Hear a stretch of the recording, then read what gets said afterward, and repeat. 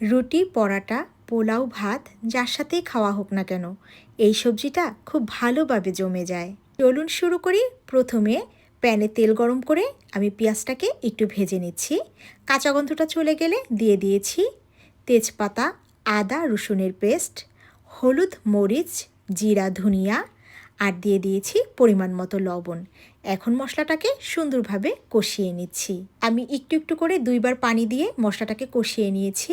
1 ঘন্টা আগে আমি বুটের ডালটা ভিজিয়ে রেখেছিলাম। এখন বুটের ডালটা দিয়ে সুন্দরভাবে কষিয়ে নিব। তো সবাই কেমন আছেন? আমার ভিডিওগুলো কেমন লাগে অবশ্যই জানাবেন। তো আমার ডালটা কিন্তু সম্পূর্ণরূপে কষানো হয়ে গেছে। এবারে আমি সবজি দিয়ে দিচ্ছি। সবজি আমি নিয়েছি ফুলকপি, গাজর, আলু, এরপরে আমি টমেটো দিয়ে দিয়েছি। দিয়ে আরও কিছুক্ষণ কষিয়ে নিব। খুবই কালারফুল এবং খুবই মজা হয় এই সবজিটা।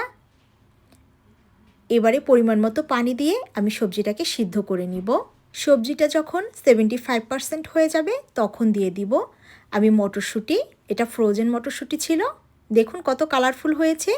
সবজিটা এখন সিদ্ধ হওয়ার জন্য অপেক্ষা করব। আর এই ফাঁকে আমি কিন্তু বাগারের জন্য পেঁয়াজ এবং রসুনটাকে ভেজে নিব। আপনারা অবশ্যই এই রেসিপিটা একবার ট্রাই করবেন।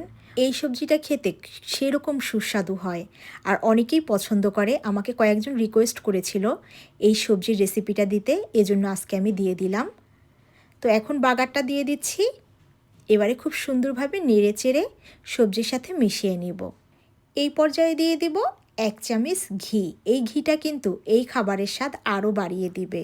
এই সবজি ডালটা পাঁচফোড়ন দিয়েও করা যায়। যদি পাঁচফোড়ন দিয়ে বাগারটা করেন তাহলে কিন্তু ঘি দেওয়ার দরকার নেই। এই যে দেখুন, এটা ছিল ফাইনাল লুক। নামানোর পরে ঝোলটা কিন্তু অনেকটা কমে যাবে। তো আজ এ পর্যন্ত। সবাই ভালো থাকবেন। আল্লাহ হাফেজ।